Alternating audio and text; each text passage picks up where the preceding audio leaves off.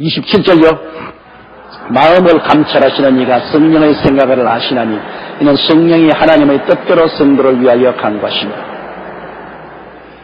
사람들의 생각을 성령은 뭐 바람 같고 뭐 불 같고 뭐 물 같고 뭐 이슬 같고 뭐 그렇다 하는데 성령님도 무슨 생각이 있느냐? 이런 마음을 감찰하니까 성령의 생각을 아신다. 생각을 할 수 있다는 것은 지성이 있다 그 말인 것입니다. 여러분 이 강대상이 생각합니까? 안 하죠.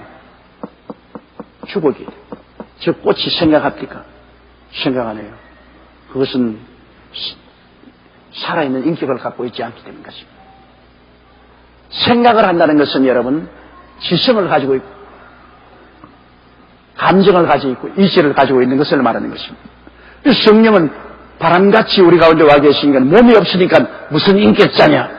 여러분 인격이라는 것은 이런 몸이 있어야 인격자가 되는 것이 아닙니다.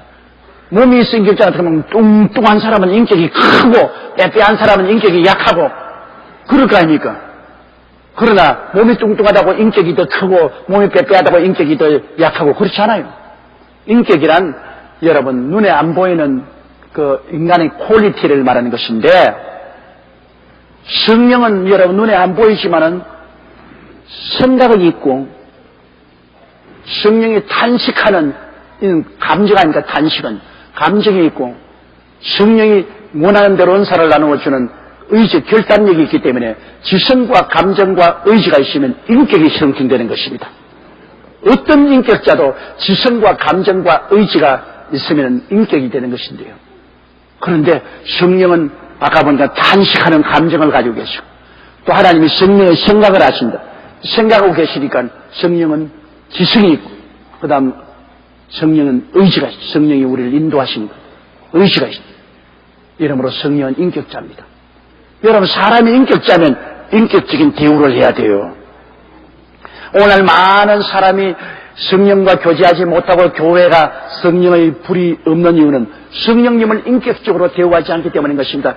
사람이 인격적으로 무시를 당하면은 사람은 그 사람을 떠나가는 것입니다. 부부간의 싸움도 여러분 대개 인격적인 문제 때문에 많이 싸워요.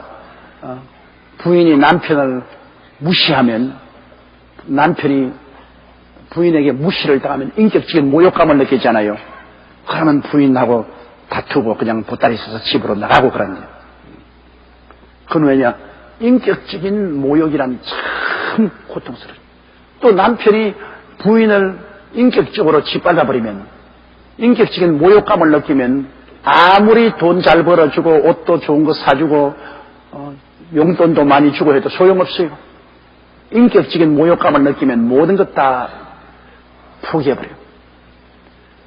또 인간관계 속에서도 제일 기분 나쁜 것이 인격적인 모욕감을 느끼는 것입니다. 상대를 모욕받게 하는, 인격적으로 모욕을 받게 하는. 그러므로 말미암아 투쟁이 생기잖아요.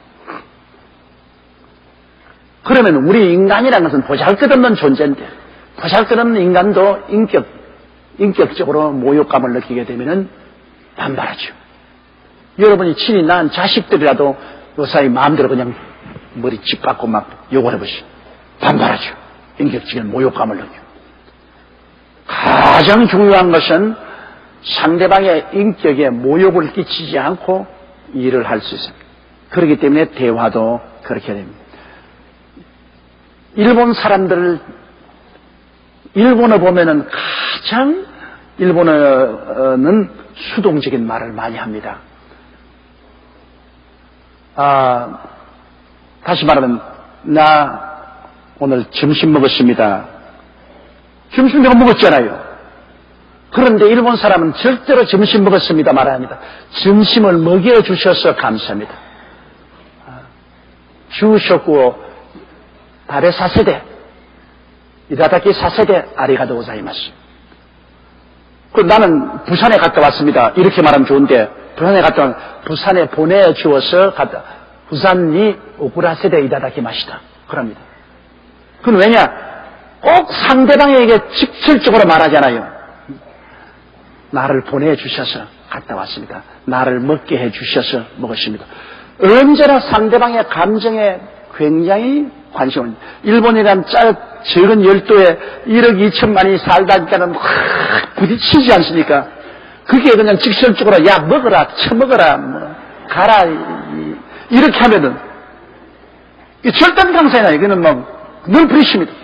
이게 상대에게 절대로 상처를 입히지 않기 위해서 언제나 말을 할 때 수동형으로 말을 해요.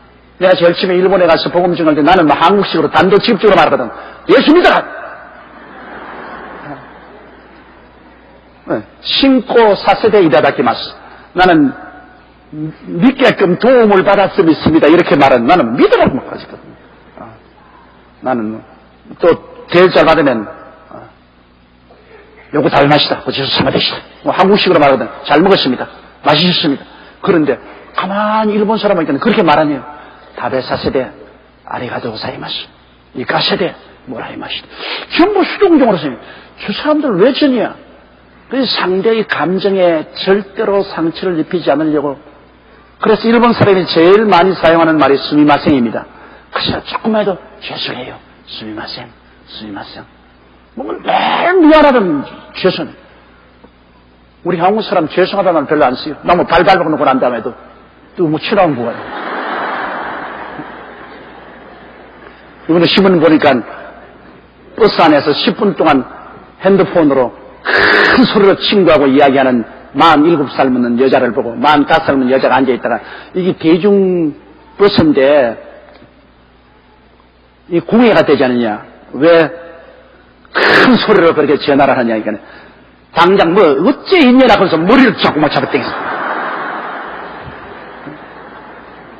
이게 뭐 한국 사람의 감정이라는 것은 너무나 돌출돼 있어.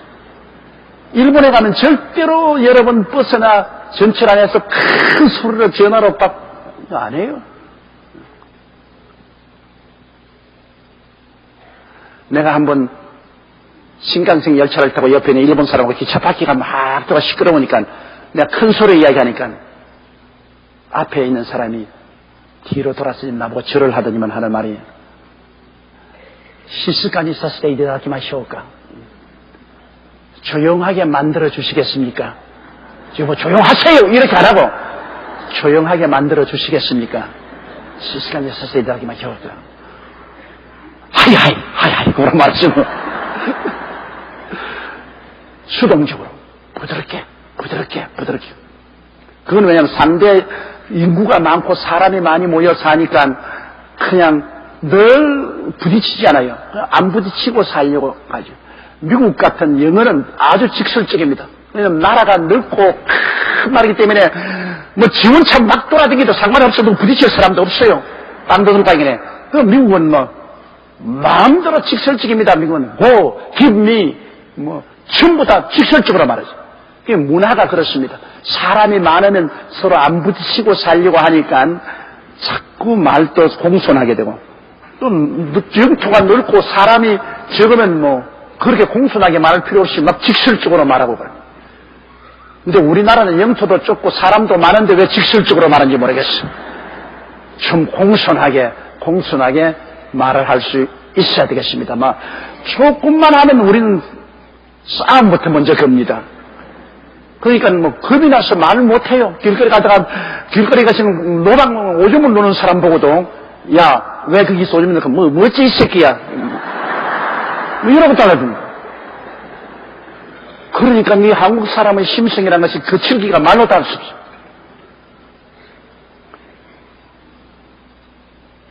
못하다가 이런 말까지 했는지 아시죠?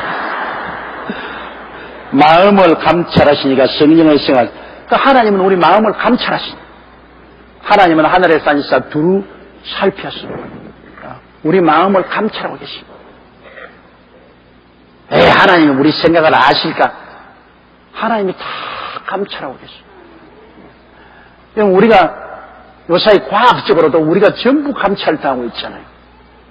요사이 전파에 있는 라디오, 텔레비, 인터넷 이 전파들이 공개되는데 이 눈에 안 보이는 이것이 전부 생각과 영상을 가지고서 떠돌아다니잖아요. 이제 앞으로 여러분 얼마 있으면 IT 2000 계획이 되어서 이제는 여러분 핸드폰에 서로 얼굴이 다 나타나고, 그리고 어디에 있는지 다 나타나고, 그런 시대가 옵니다. 그렇게 되면은 바람 피우는 남편들 온데 갈 데가 없어. 그래서 여보 어디 있어요? 그러면 서울 강남에 있으면서 여기 지금 부산이야 부산. 내가 업무로 말미암아 부산에 와 있어. 근데 핸드폰에 보면은 벌써 강남이라고 딱 나와 있거든. 앞으로는 여러분 얼마나 정보 기술이 발달되는지 여러분이 몸을 피할 곳이 없습니다. 어느 곳에나 여러분은 다 알려주고 싶어요. 요사이도 그렇잖아요. 여러분 핸드폰이나 일반 텔레폰 다 도청되고 있잖아요. 필요한 건 다 도청되잖아요. 안심하고 전화, 대다수 여러분같이 무명의 용사들은 괜찮지요. 뭐 여러분 그 도청해봤자 별 볼 일 있나? 그러나 중요한 인사들은 다 그냥 도청돼요. 그런 일반 전화나 뭐 핸드폰이나 할 것이 다 도청돼요. 그러니까 몸둘 바를 알 수가 없죠. 인간 세계에도 전부 다 이렇게 알려지는데, 여러분 하나님이신데, 하나님이 우리 생각 모를 줄 알아요. 먼 데서도 우리 생각을 다 통촉하시고 계십니다. 머리털 수조차 헤아리고 계신다. 그게 뭐 장난으로 한 말이 아닙니다. 머리털 수조차 헤아리고 계신다. 여러분같이 머리숱이 많은 사람은 헤아리면 천사들이 고생하긴 하겠지만은 내야 간단하죠. 뭐 숫자 헤아리가 별로 복잡하잖아요. 하얀 머리털 나라고 좀 약을 바르고 있는데 천사님께서 좀 고생할 것입니다. 몇 개 더 나면 계산을 더 보태야 될 것입니다. 그 정도로 여러분 하나님께서 우리 생각을 다 통촉하고 계셔요. 이러므로 하나님 앞에서 우리가 언제나 벌거벗은 것처럼 나타납니다. 하나님 앞에서 우리 일생에 감추일 것이 아무것도 없어요. 심판의 날에 하나님 앞에 서게 될 때 우리가 그 무엇을 감추겠습니까? 우리의 일생이 다 벌거벗은 것처럼 나타나는데요. 오직 우리 예수 믿는 사람은 그리스도의 보배로운 피를 믿었기 때문에 피로 말미암아 좋은 것은 다 나타나되 나쁜 것은 씻어버리고 마는 것입니다. 이거 여러분 기가 막힌 일입니다. 우리의 죄와 불의와 추악은 예수 그리스도의 보혈로 다 씻음을 받고 말입니다. 우리가 이 세상에서 여러 가지 심판을 받죠. 우리가 예수 믿으면서도 주님을 자꾸 거역하면 주님이 우리를 심판하시죠. 징계하시는 겁니다. 사람들이 주 예수 믿고 보혈로 씻음 받았으니까 또 죄지으면 또 용서해주고 또 용서해주니까 까짓것 예수 믿고 난 다음에 자꾸 죄짓고 살자 까짓가 좋다. 혼자 좋았지. 우리 하나님께서 예수 믿고 구원받은 사람은 성령을 주시고 성령이 오신 이상은 그 다음에는 징계하시는 것입니다. 어느 부모가 징계하지 않은 자식이 있습니까? 여러분 자식들 다 길러보셨죠? 징계합니까 안 합니까? 하죠. 잘못하면 자꾸 타이르다가 안 되면 나중에 눈물을 머금고 채찍을 드는 것은 사랑하기 때문에 그래요. 사랑 안 하면 왜 채찍 들어요? 나무 자식 채찍 들어서 따라가서 고치려고 안 합니다. 자기 자식은 나중엔 채찍을 들어요. 도둑놈도 자기 자식 보고는 도둑질하지 말라 그래요. 자기는 도둑놈이 되어도 자식은 잘 되라 그 말이에요. 그런 교훈을 부모들이 가지고 있어요. 그렇기 때문에 자식을 징계하지 않아요. 하나님께서 일단 우리가 예수 이름으로 거듭났으면 하나님의 자녀가 된 거예요. 여러분 한번 여러분 자식이 태어났었다가 마음에 안 든다고 도로 들어가더라고 도로 뱃속에 집어넣을 수 있어요? 못하잖아요. 하나님도 한번 자식이 되었으면 그건 자식이 된 거예요. 나중에 정 말 안 들으면 죽여버리더라도 자식은 자식이요. 그러니 어느 부모가 징계하지 않은 자녀가 있겠습니까? 하나님께서 여러분 그러므로 이 세상에 사는 동안에 하나님을 마늘을 여기지 마십시오. 하나님의 명령을 한 분 거역하고 두 분 거역하고 세 분 거역하면 그 다음엔 하나님이 채찍을 들어 때리는 것입니다. 야 이 자식아 좀 발 걷어 올려. 그리고 한 때립니다. 하나님이 때릴 때 눈물이 팍 나게 때립니다. 하나님이 간질간질하게 때리지 않아요. 눈물이 팍 쏟아지게 때려요. 그래서 하나님을 두려워하죠. 처음에 예수 믿을 때는 별로 하나님 두려워한 줄 몰라요. 왜? 어린아이 때는 뭐 똥도 싸고 오줌도 싸고 그냥 장난도 해도 어리니까 몰라서 그렇다고 징계를 별로 하지 않아요. 나이 들면 들수록 징계를 하죠. 이제는 알아들을 한 놈이 안 그러니까 징계를 하죠. 여러분 평신도보다도 집사님, 그 다음에는 권사님, 안수집사님, 장로 하나님 징계하셔요. 그리고 목사는 말할 필요 없이 되게 징계하십니다. 뭐 하나님이 성격이 그렇게 급하지 않기 때문에 느긋하신 어른이기 때문에 그냥 차깍차깍 징계를 안 하죠. 오래 참으시죠. 오래 자꾸 말씀을 통해서 자꾸 경계를 하고 자꾸 고민을 하다가 모아놨다가 한번 하나님 때리실 때는 되게 때립니다. 그러므로 우리 이 땅에 사는 동안에 예수 믿는 사람은 늘 심판을 받습니다. 그것은 예수를 안 믿는 사람들과 함께 멸망을 받지 않게 하려고 그렇게 하시는 것입니다. 그 다음에 우리가 죽고 나면은 반드시 심판받죠. 죽고 나면은 예수 안 믿는 사람은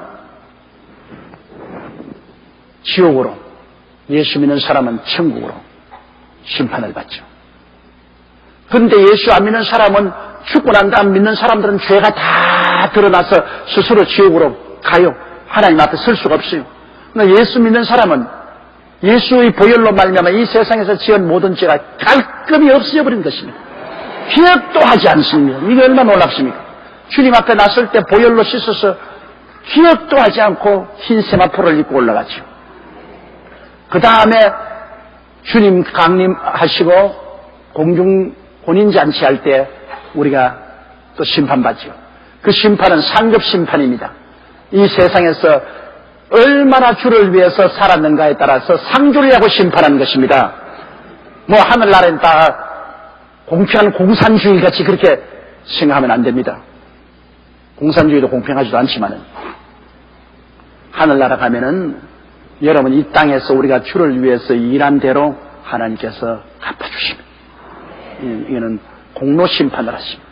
그래서 영광이 달라지죠. 해의 영광이 다르고 달의 영광이 다르고 별의 영광이 다르고 별과 별의 영광이 다르고 영광이 달라지는 것입니다. 그 다음에 마지막 심판이 백보자 심판입니다. 그건 죽은 자들이 물은 대수하고 다 부활해서 7년 왕국 이후에 백보자에 하나님 아버지와 예수님이 앉으시고 그곳에 생명책을 펼쳐놓고 생명책에 농명된지 아닌지 한 사람 한 사람 다 조사하고 심판하여 불과 유황으로 타는 못에 던지는 것입니다. 최후의 심판입니다. 이거는 처참한 파멸의 심판이 되는 것입니다. 그렇기 때문에 여러분 우리가 통상으로 받는 심판이 세 가지 심판이 있는데 살아있을 동안에 심판받는 것하고 죽어서 지옥으로 가고 천국으로 가는 심판이 있고 그 다음에는 천당에서는 상급 심판이 있고 나중에 천년왕국 이후에 백보자 심판이 있어 믿지 않은 사람 물은 대수하고 다 심판받아 지옥으로 불과 영으로 타는 못에 던지는 이런 심판이 있습니다. 그러므로 하나님께서 우리의 모든 생각을 다 통촉하고 안다는 사실을 잊지 말아야 돼요. 모든 것이 생각으로 말미암아 이루어지기 때문에 생각에서 씨앗이 심어져서 선도되고 악도되기 때문에 우리 생각을 감찰하십니다. 마음을 감찰하시는 이가 성령의 생각을 아시는 성령이 우리를 위해서 탄식하고 기도할 때 하나님께서는 성령이 무엇 때문에 저렇게 기도하고 있는가 우리는 못 알아듣지만 방언으로 기도하고 할 때 못 알아듣지만 하나님은 알아들어요. 하나님 알고 계십니다. 이는 성령이 하나님의 뜻대로 성도를 위하여 간구하십니다. 여러분 우리가 하나님의 뜻에 어긋난 기도를 해서는 안 되죠. 하나님의 뜻을 따라 기도해야 되겠는데 우리는 그것을 모르고 호식을 부를 때가 많죠. 자식들이 여러분 부모의 뜻을 따라서 부모에게 요청하면 부모가 들어주시죠. 그럼 부모의 뜻이 뭡니까? 부모를 믿고 순종하고 그리고 어린아이로서의 자기 책임을 다하는 공부를 열심히 하면은 그 부모 뜻이 되게 그렇지 않습니까? 부모를 잘 믿고 부모에게 순종하고 그리고 어린아이로서 자기가 할 의무와 책임으로 공부를 잘하면, 그 다음 어린아이가 부모에게 아버지 옷 사달라, 뭐 참고서를 사달라, 내가 공부하는데 필요하니까 컴퓨터를 사달라. 그러면 부모님께서 때 묻은 내복을 팔아서라도 사줘요. 그렇죠? 그런데 부모의 뜻을 거역하고 불순종하고 반역하고 공부하는 공부는 안 하고 밖에 나가서 늘 놀러나 다니고 왕따 짓이나 하고 그러면서 와서 뭐 이거 사달라 저거 사달라 하면 부모님이 해주겠습니까? 안 해주죠. 그리고 또 자기 신분에 맞지 아니하는 분수에 넘치는 것을 원합니다. 자녀들이 와가지고서 아직까지도 분수에 넘지 않는데 맞지 않는데 아버지 자동차 사줘. 여러분 중학교 다니는 아들이 와서 아버지 자동차 사줘. 자동차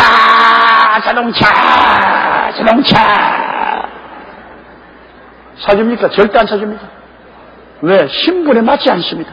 아무리 돈이 많아도 안 사줘요. 그렇지 않으면 딸이 와가지고서 이제 중학교 다니는 딸이 와가지고 엄마 결혼 드레스 쇼윈도에 보니까 너무나 아름다운 결혼 드레스가 있어. 나 결혼할 때 입을 테니까 지금 사줘.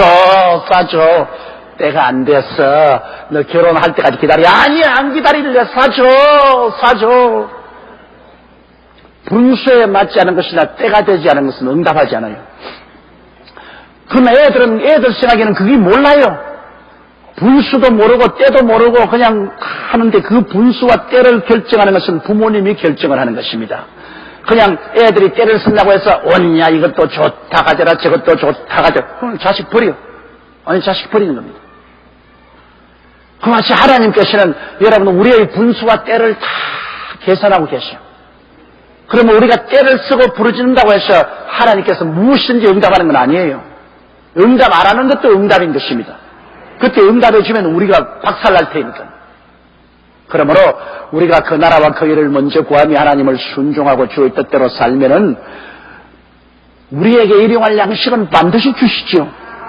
그렇게 하나님이 죄 용서해 주시고 하나님께서 우리를 보호해 주시고 병 고쳐 주시고 일용할 양식 주시고 이런 일반적으로 부모가 자식에게 해주는 것은 주님께서 우리 기도하면 다 응답하시죠.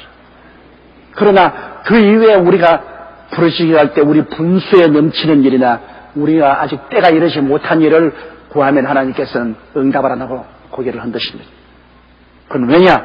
그 응답의 주므로 우리에게 더 큰 상처가 올 수 있으니까 하나님이 분수가 차도록 때가 오도록 하나님 기다리시고 어떤 것은 도저히 하나님 뜻에 맞지 않기 때문에 응답 안 하는 것입니다. 그렇기 때문에 우리가 기도할 때 하나님의 뜻을 따라 기도해야 되겠는데 우리가 하나님 뜻을 모를 때가 많아요. 우리가 성경을 잘 공부하고 자기 스스로를 잘 깨달은 사람은 성경에 이것이 하나님에 대한 지식과 하나님의 뜻을 나타내기 때문에 성경을 잘 아는 사람은 하나님의 뜻을 따라 구하죠. 예를 들어 말하면 성령을 받기 위해서 기도하는 것은 모든 사람에게 약속한 것이기 때문에 주님이 주시죠. 병 고침 같은 것, 일용할 양식을 얻는 것.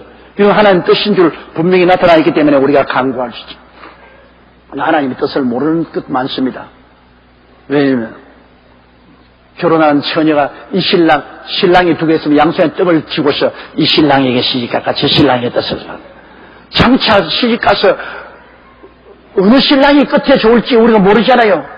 지금은 이 신랑이 실력이 있고 이 신랑은 실력이 좀 없고 이 신랑은 약하고 저 신랑은 몸이 건강하고 어느 걸 택할고 우리가 모르잖아요. 어느 것이 하나님 뜻인지 모르잖아요. 그때는 성령께 의지하고 기도를 해야 돼요. 하나님 아버지여 올바르게 선택하여 주옵소서. 중대한 문제죠. 우리가 하나님 뜻을 모르니까 그래 기도하면 하나님의 성령이 우리를 위해서 기도를 해주시고 하나님이 몸은 약하더라도 이놈이 장차 너에겐 좋을 테니까 이놈으로 해라. 그러면 뭐 해결되는 거죠. 내가 이 집을 살까 저 집을 살까 내가 팥죽 장사를 할까 그렇지 않으면 빈대떡 장사를 할까 붕어빵 장사를 할까 그것도 우리가 모를 일 아닙니까? 하나님 뜻이 나타나야 되네. 여러 가지 면에서 우리가 하나님 뜻을 모를 때가 많아요. 그럴 때는 방언 기도가 절대적인 효과를 발생하는 것입니다. 성령께 의지해서 방언으로 우리가 간절히 기도하면 성령이 하나님의 뜻을 따라 기도하기 때문에 우리에게 생각을 넣어주시는 것입니다. 성령이 하나님의 뜻대로 기도해서 성령이 우리에게 생각을 넣어줘요. 우리는 방언으로 기도해서 모르지만은 우리 생각이 달라져요. 방언으로 기도하고 난 다음에 내 생각에 이래야 되겠다 저래야겠다 생각을 넣어주는 것입니다. 하나님의 뜻을 생각을 통해서 우리에게 넣어줘요. 생각이 달라지잖아요. 그러므로 생각이 분명해질 때까지 기도해야 돼요. 생각이 어지러워서 이것이 모르고 흐득일 때 방언으로 계속 기도하고 성령께 의지하면 성령이 그 사람을 위해서 하나님의 뜻을 따라 막 기도를 하기 때문에 나중에 내 생각이 하나님의 생각이 내 속에 들어오는 것입니다. 하나님의 지혜, 하나님의 지식, 하나님의 총명, 하나님의 모략, 하나님의 재능이 내 속에 들어오면 그로써 하나님의 뜻을 따라 우리가 선택하고 나아갈 수가 있는 것입니다. 이게 얼마나 좋습니까? 그러니까 성령의 도우심이 이렇게끔 우리가 필요하다는 것을 알 수 있죠. 28절요. 우리가 알거니와 하나님을 사랑하는 자 곧 그 뜻대로 부르심을 입은 자들에게는 모든 것이 합력하여 선을 이루느니라. 야, 이건 정말 놀라운 일이죠. 우리가 알거니와 이건 체험에서 확실한데 하나님을 사랑하고 또 하나님의 뜻대로 부르심을 입은 우리가 하나님을 사랑하는 것은 하나님 아들 예수님을 구주로 모시고 하나님을 받들어 승입니다. 성수주의라고 11조 드리고 전도하고 기도하고 하나님 기뻐하는 일을 하는 것이 하나님 사랑하는 것 아니겠습니까? 그래서 우리가 확실히 아는 것은 하나님을 사랑하고 그 뜻대로 부르시는 말한다. 우리가 기도 많이 하고 성령의 도우심을 말해서 모든 일에 하나님의 뜻을 선택해서 따라가는 사람. 내 마음대로 해놓고 난 다음에 모든 일이 합종하여 선을 이룬. 선을 이루기 무슨 선을 이루고 박살나버리고 마는 것이. 하나님은 A라는 총각하고 결혼해라 그런데 아니 나는 아무래도 B라는 남자하고 결혼했습니다. 하나님이 아무리면 A라고 해서 나는 B하고 결혼하겠습니다. B하고 결혼해가지고서 진흙청에 빠지고 고통스러울 때 하나님이여 모든 일이 합동하여 선을 이룬다고 했는데 왜 B하고 결혼했는데 이 모양을 만듭니까? 하나님 뭐랍니까? 네 내 뜻대로 갔냐? 나는 A하고 했으면 네가 어떻게 어려워도 내가 다 합동하여 선을 이루겠는데 너는 하나님 뜻 지키려고 B하고 결혼하고 난 다음에 왜 소재는 나보고 하라고 이런 네가 지으려고 소재는 나보고 하라고. 우리가 예수 믿는 사람이 무조건 하고 떼쓴다고 되는 게 아닙니다. 우리가 모든 일에 하나님의 뜻을 따라서 하면은 합동하겠는. 요셉 보십시오. 요셉이 먼저 하나님의 뜻을 받았잖아요. 요셉이 꿈을 꾸고 모든 형제들이 자기가 절하는 것 받았잖아요. 그러므로 요셉은 하나님의 뜻이 자기가 온 가정을 구원하고 가정의 수장이 된다는 것을 알고 있었어요. 그런데 그 방법은 자기 생각과는 달랐습니다. 형들에게 버림받아서 빨가벗 끼어서 아라비안 대상에게 돈 20냥에 팔리고 애굽으로 7년 단신으로 건너가서 보디바르의 집에 종으로 팔리고 10년 종살이에 뼈가 다 잔뼈가 자랐는데 이제 살만하니까 보디바르의 아내의 모함을 받아서 시위대 감옥에 들어가고 사사건건이 안 되는 일만 쌓였습니다. 하나도 좋은 일을 안 쓰게 전부 나쁜 일만 쓰게. 그럼에도 불구하고 요셉은 하나님의 뜻을 받들어서 나왔기 때문에 나한테 시위대 뜰에서 떡장관 술장관 만나고 그 결과로 애굽 바로왕의 꿈을 해소하고 애굽의 총리가 됐어. 나중에 가뭄이 와서 형들이 혹시 그대로 왔다가 그 다음엔 요셉 앞에 엎드려 절했고 요셉이 저기 팔아먹은 동생인 줄 알자 겁을 주물 때 요셉이 뭐라 했습니까? 형들은 나를 해하고자 했으나 하나님은 이를 변하여 오히려 선을 가져오시고 만민을 살리는 이러한 위치를 주셨다. 형들은 나를 해하려고 했다. 그러나 하나님은 이를 변하여 선으로 만들어 합동하여 선이 이루어진 것입니다. 그건 요셉이 하나님의 뜻대로 살았기 때문입니다. 하나님 뜻. 이러므로 여러분 우리의 삶 속에 우리가 최선을 다해서 하나님의 뜻을 따라 살 때 합동하여 유익이 되지. 내가 성수주일도 안 하고 11조도 다 떼먹고 기도 생활도 안 하면서 어려운 일을 당하면 합동하여 선을 이룰 줄 믿습니다. 무슨 합동하여서 그렇죠? 합동하여 장례식이나 치르고 말지. 합동하여 무슨 선이 와요? 내가 성수주의라고 11조 드리고 주님을 열심히 섬기는데 내게 어려움이 있다고 하면 하나님이 같이 계시니 하나님이 이 모든 것이 악이 변하여 선으로 될 줄 믿습니다. 주님이 그래 내가 안다. 내가 약속했지 않냐? 너 보기에는 어려운 것 같지만은 합동하여 선이 될 것이다. 지나고 보면 모든 것이 유익되게 딱 만들어주는 것이다. 합동하여 선. 그러므로 하나님을 사랑하고 또 하나님의 뜻대로 살아야지. 그래야 합동하여 선을 이루지. 하나님도 사랑하지 않고 뜻대로 살지 않고 자기 마음대로 살고 난 다음에 합동하여 유익을 이룬다. 그것은 어림도 없는 말이죠. 그러나 하나님을 사랑하고 하나님의 뜻을 최선을 다해서 알아서 하나님 뜻대로 살면요, 기가 막힌 일들입니다. 너무너무나 인생에 험악하고 고통스러운 일이 다가오는 것 같지만 딱 돌이켜보면은 하나님이 전부 선하게 만들어버립니다. 끝에 가서 끝장이 너무나 좋습니다. 8장 29절 다 같이 읽어주시기 바랍니다. 하나님이 미리 아신 자들로 또한 그 아들의 형상을 본받게 하기 위하여 미리 정하셨으니 이는 그로 많은 형제 중에서 맏아들이 되게 하려 하십니다. 하나님께서는 전지 전능 무소부지하십니다. 하나님은 영원한 하나님.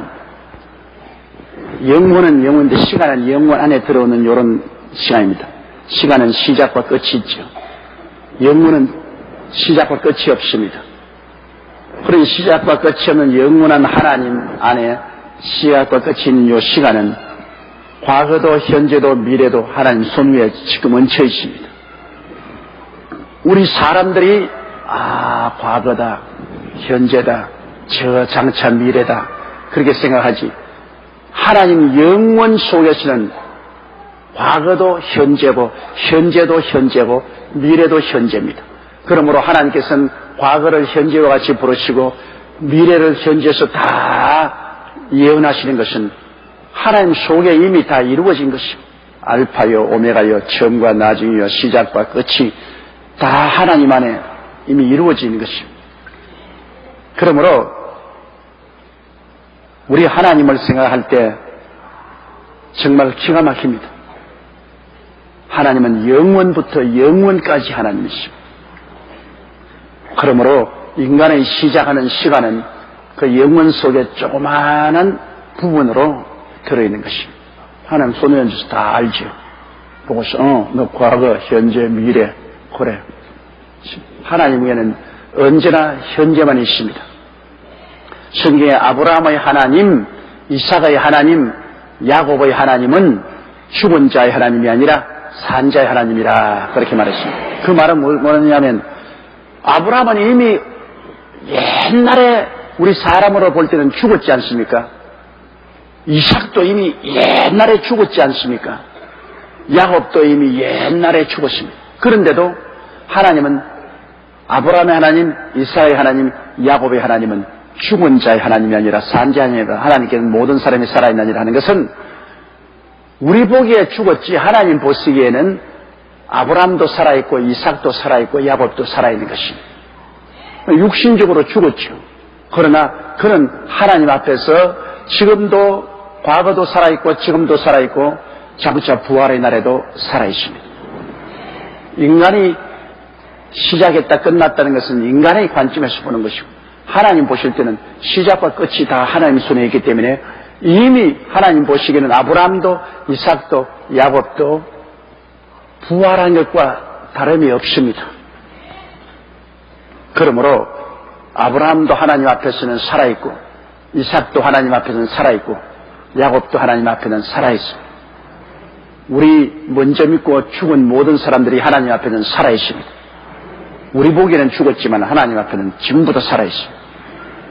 그렇기 때문에 하나님은 죽은 자의 하나님이 아니라 산 자의 하나님이 되십니다.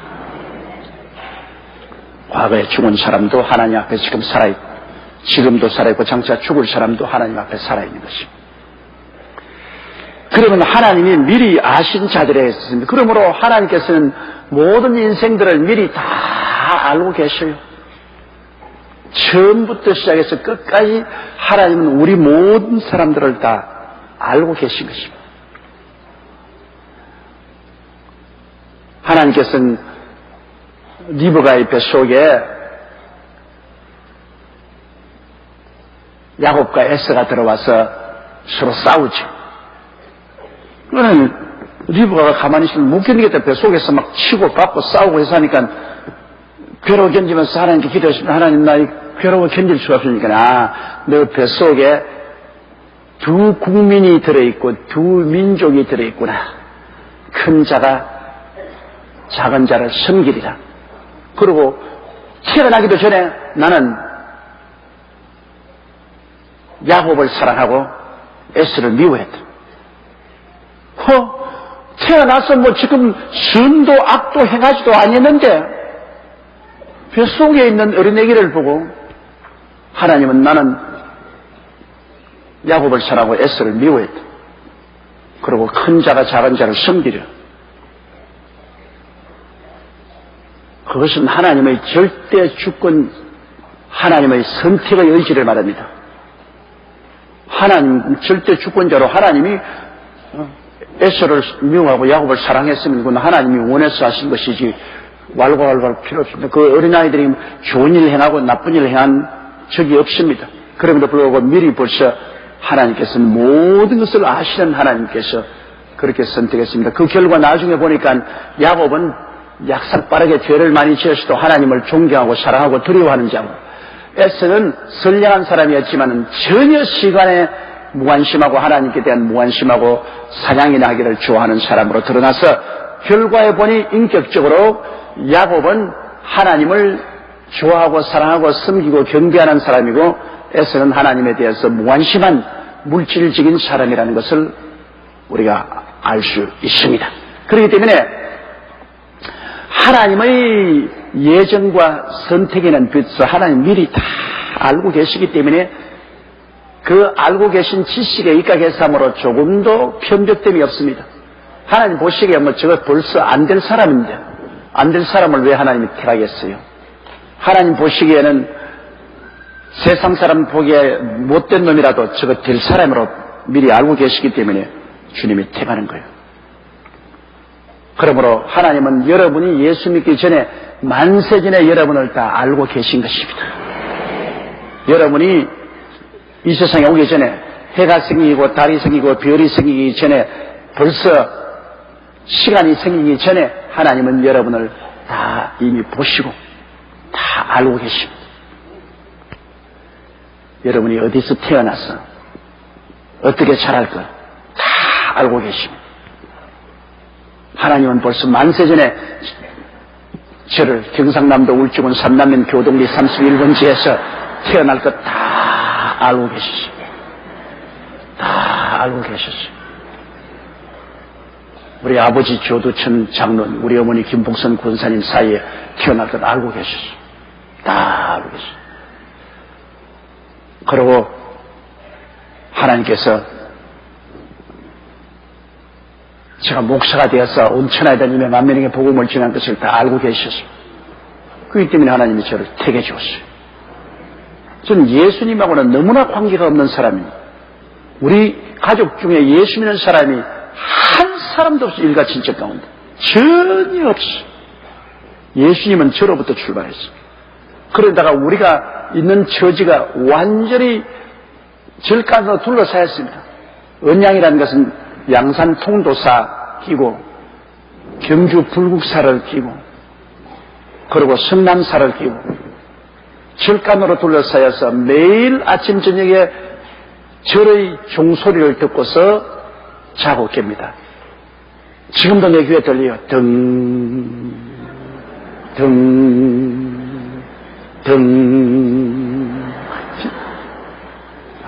절간에서 종이 울린다. 아침에도 또 절간에서 또 종이 칩니다.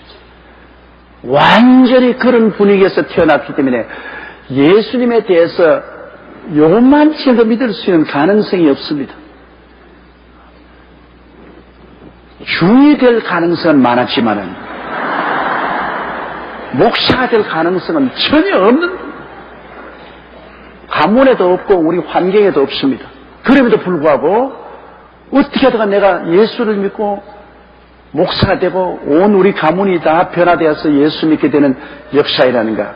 그것은 하나님께서 미리 다 저를 보고 아시는 거로, 제가 깨어져서 하나님을 믿을 것을 아시는 거로 주님이 미리 택해 주신 것입니다. 택해 주신. 그러므로 하나님의 선택하심은 불공평하다고 말할 수 없습니다. 왜? 하나님 미리 다 알고 택하시는 것이기 때문에. 모르고 택했으면 실수를 하겠지만 환히 다 알고 택하신 것이기 때문에 하나님은 실수가 없습니다. 왜 저 사람 구원하고 나는 구원이 안 됐냐? 나중에 하나님 앞에서 불평할 수가 없습니다. 하나님은 처음부터 끝까지 다 알고, 될 만한 사람 주님께서 택하시고 안 될 사람은 하나님이 버리신 것입니다. 그러므로 하나님의 선택에는 우리가 볼 때는 편벽하다고 잘못 생각할 점이 있을지 모르겠지만은 하나님은 편벽되지 않습니다. 다 알고 결정하는 것이기 때문에 편벽됨이 없지요. 하나님 미리 아신 자들로 또한 그 아들의 형상을 본받게 하기 위하여 미리 정했습니다. 벌써 만세 전부터 너는 하나님의 아들 예수 그리스도의 형상을 닮아서 그리스도의 사람이 되라고 미리 정하셨습니다. 예정하셨습니다. 여러분 태어나기 전에 이미 여러분은 예수 사람이 되라고 이미 정해버렸습니다. 하나님의 예정을 누가 여러분 굽힐 수 있습니까? 절대 주권자인 하나님이 예정을 해놨는데 그걸 누가 고칠 수가 있어요? 못 고치죠. 하나님이 나무를 넘어지게 해놓으면 일으킬 사람 없어요. 하나님보다 강한 사람이 누가 있어요? 하나님께서 여러분을 미리 아시고 만세전에 그리스도의 사람이 되기 위해서 예정을 해놓았기 때문에 하나님의 예정대로 여러분이 예수를 믿게 된 것입니다. 그러니 여러분 도망도 못 쳐요. 하나님이 예정해놨는데 어디 도망을 쳐요? 하나님이 예정해놔서 예수 믿게 그리스도의 신부가 되도록 하나님이 딱 정해놨는데 여러분께서 옴짝달싹할 수도 없고 마귀에 따라갈 수도 없어요. 실제로 시험에 들어서 넘어졌다 자빠졌다 하면 자기 상처만 입었지 결국에는 돌아오게 되어 있는 것입니다. 결국엔 돌아오게 되어 하나님이 예정해놨는데요. 하나님의 예정을 여러분이 무슨 힘이 있어서 부러뜨리겠습니까? 못 부르죠. 이건 강력한 운명이라고 할 수 있습니다. 하나님의 예정은 강력한 운명입니다. 이 운명으로 여러분 딱 운명 지어나기 때문에 여러분은 그 하나님의 예정에 따라서 예수를 믿게 됐어요. 그건 구역장에 전도했던, 장로님이 전도했던, 또 평신도가 나를 전도했던, 누구를 통해서 전도했던 그 배후에는 하나님의 예정이 이루어진 것입니다. 그러므로 여러분은 하나님의 아들 예수 그리스도의 사람이 되도록 이미 만세전에 예정이 되었습니다. 하나님 여러분 아시는 거로 하나님 백성이 되고 착실한 구원을 받을 줄 아시는 거로 하나님께서 여러분을 예정하신 것입니다. 그러므로 하나님의 예정을 우리가 받았으면 기쁘고 즐겁게 더 열심으로 하나님을 섬기고 따라가야 될 것입니다. 하나님의 예정을 우리가 알았기 때문에 더 하나님을 사랑하고 더 하나님을 섬기고 따라가야 될 것입니다. 여러분과 내가 누굽니까? 누구예요? 아무것도 아니지. 누구는 무슨 누구요? 아무것도 아니지. 우리같이 벌레 같은 인생인데 잘난 게 하나 있어야 자랑을 하지. 사실 살아갈수록 잘난 것이 점점 없어져요. 옛날에 어릴 때는 전부 잘난 줄 알았는데 세월이 흘러갈수록 보니까 잘난 것은 다 사라지고 못난 것만 자꾸 드러납니다. 못난 것만 드러나고 성격도 못난 것만 자꾸 드러나고 살아온 데 있어서의 능력도 무능력한 것만 자꾸 드러나고 성공보다도 실패만 자꾸 드러나고 이런 형편없는 존재를 무엇 때문에 주님이 만세전에 그 아들 예수 그리스도의 형상을 담도록 예정을 해주시고 선택을 해주시는지 알 수가 없습니다. 하나님의 그 무궁한 은혜와 사랑을 통해서 우리 같은 사람을 예수 사람으로 미리 정해 주셨으니 그 예정을 입은 우리들은 너무나 감사하고 감격해서 우리 하나님을 더 힘차게 섬겨요.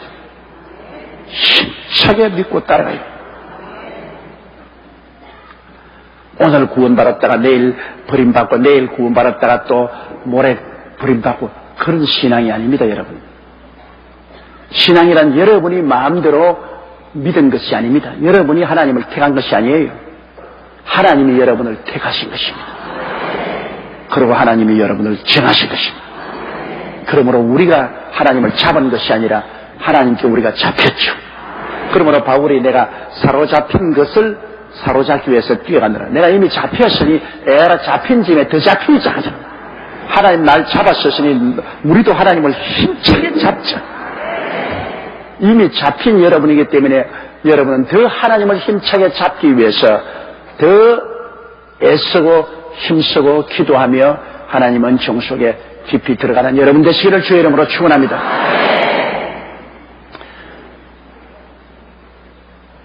하나님의 미리 하신 자들로 또한 그 아들의 형상을 본받게 하기 위하여 미리 정하셨으니 이는 그로 많은 형제 중에서 맏아들이 되게 하려 하십니다. 예수님이 맏아들입니다. 예수님은 하나님이시요 아버지의 형상과 모양대로 지음받은 아버지의 영광의 강치시요 본체의 형상이시요 만물 중에 어뜸이 되십니다. 예수님은 그 원래가 지음을 받은 자가 아닙니다. 하나님과 함께 동시에 존재하신 분이신 것입니다. 그분이 육신을 쓰고 인간으로 태어나셔서 우리를 구원하시고 부활하셔서 하나님 보좌 우편에 앉으셔서 이제는 인류 인생들의 머리가 되시고 맏아들이 되시기를 원하시는 것입니다. 이러므로 우리 하나님께서는 예수 그리스도가 인간으로 오셔서 죽었다가 부활하셨으므로 인간으로서의 보좌 우편에 앉으셨기 때문에 인간 중에서 맏아들입니다. 원체는 하나님이시지만은 또 그 구원의 과정을 통해서 예수님은 사람으로 오셨기 때문에 사람이신 예수님이신 것입니다. 사람이신 예수로서 제일 먼저 부활하셔서 제일 먼저 보좌 우편에 앉으셨기 때문에 예수님은 모든 구원받은 인류들의 구주가 될 뿐 아니라 부활하신 분 중에서 어떠이 되시고 하나님의 맏아들이 되시고 우리는 예수님의 은혜를 힘입어서 그리스도의 복으로 다 값없이 구원받고 예수 그리스도의 모습을 닮아서 그리스도의 동생들이 된 것입니다. 그리스도의 신부요 그리스도의 동생이 된 것입니다. 그리스도는 맏형이 된 것입니다. 예수님과 우리가 동정하다는 것은 아닙니다. 다 하나님의 자녀가 되었지만 예수 그리스도는 우리 구원의 원천이 되시고 하나님이시면서 사람이시고 사람으로서 제일 먼저 부활하신 우리의 맏형이 되신 것입니다. 그러므로 우리는 그리스도를 경배하고 사랑하고 섬기며 따라가야 되실 것입니다. 우리 하나님이요 우리의 신랑이요 우리의 맏형이요 우리 구원의 원천이 되시니 이 얼마나 놀라운 일입니까? 상상할 수 없이 귀하고 아름다운 것입니다.